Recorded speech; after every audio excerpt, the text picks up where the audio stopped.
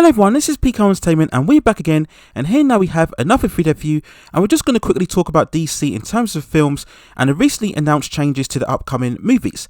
Now there might be spoilers within this video for all DCEU Snyderverse movies, so just beware when going into this overall video. Now when we talk about DC, in terms of 2022, they originally had 4 releases planned for release. So of course the first one being The Batman, which was released in the 4th of March 2022, and of course you can check out my reviews of that film within the channel, and I will leave some links within the description. The Flash starring Ezra Miller was due for release on November the 4th 2022. Aquaman and the Lost Kingdom, the sequel to the 2019 first film, which grossed over $1 billion, was due for release on December the 16th 2022, and Black Adam starring Dwayne Johnson was due for release on July the 29th 2022. The sequel, Shazam! Fury of the Gods, was originally planned for 2023. Well, recently Warner Brothers announced that these projects will indeed be pushed back. So now, when we look at the confirmed dates, The Flash will be moving from November the 4th, 2022 to June the 23rd, 2023. Aquaman and the Lost Kingdom will be moving from December the 16th, 2022 to March the 17th, 2023. And Black Adam will still be released in 2022, but it will now move from July the 29th to October 2022. And actually Shazam now will be moved up from 2023, and it's been confirmed so far for release on December the 16th, 2022, where many people have noted that it will actually go up in competition against a long-awaited Avatar 2 sequel. So when we look at all of these amendments, do all of these changes yet again confirm the lack of organisation within DC in terms of putting out their cinematic content? Now, I'm actually going to be fair here and say that delays happen all the time, especially in this post-COVID pandemic that we are in.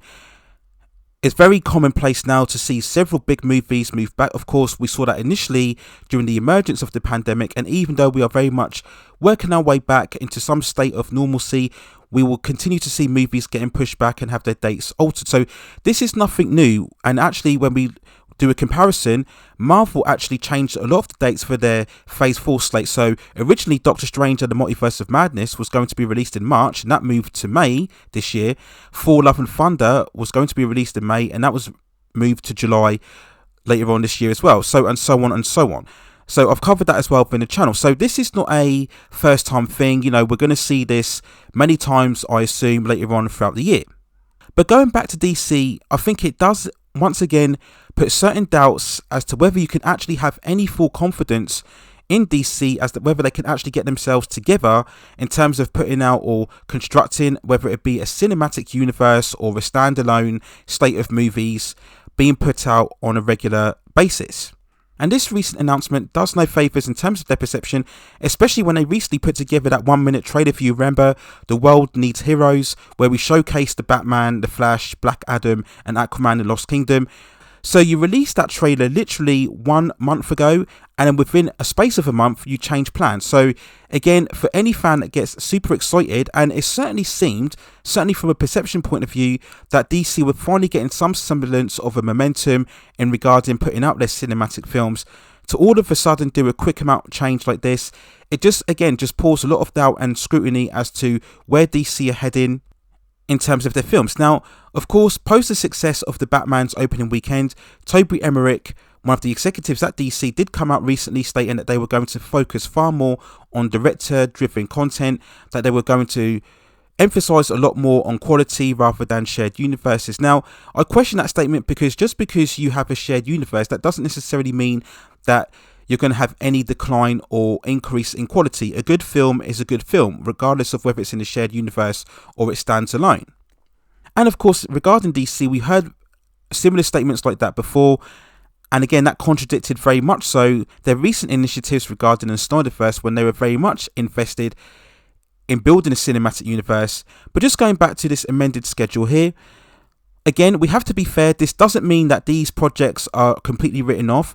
They have been filmed and completed for the most part, so maybe it is down to COVID, maybe there are reshoots, because Marvel have reshoots all the time. Maybe there were some complications in the post-production, and I think it's always better to highlight these problems earlier, and if you have any issues, then push them further back.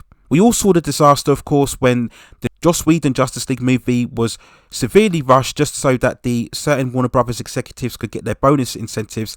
So if pushing the movie back means that you will end up with a superior end product, then by all means push it back. But I'm not so sure here because, as I mentioned before, the films are very much completed already. Now, we could be cynical here and state that after the success of the Batman, would Warner Brothers actually go back on their plans and actually look to build some sort of tie-ins to the Batman movie overall? Now, we do of course know that Matt Reeves stated that he wants no connections at all to a grander universe. He clearly just wants to keep it within the Batman and his own world and his own universe.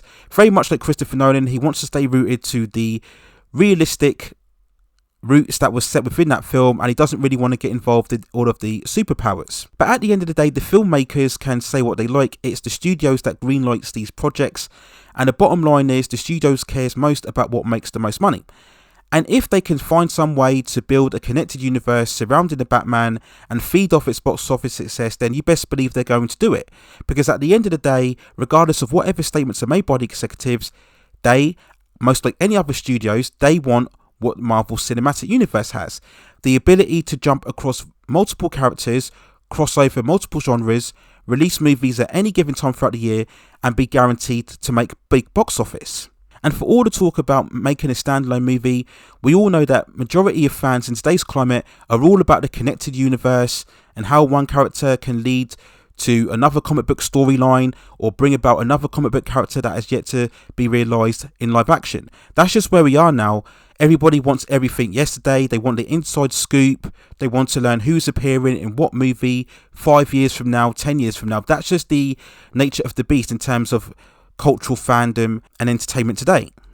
And eventually, when we see the Discovery merger, that DC will especially want to tap into that cultural appetite, if you like, for building a connected universe. Now, we could be cynical and say when it came to the Batman, Warner Brothers had no such problems in rebooting that film and getting it out on time, but when it comes to the other characters involved, they struggle again to find a definitive interpretation and bring about a certain consistency. I just think if you are a major DC fan, you were very much looking forward to these movies and you had high hopes of DC building some sort of foundation, I think it's going to disappoint you and once again give you far less confidence in the brand of DC itself.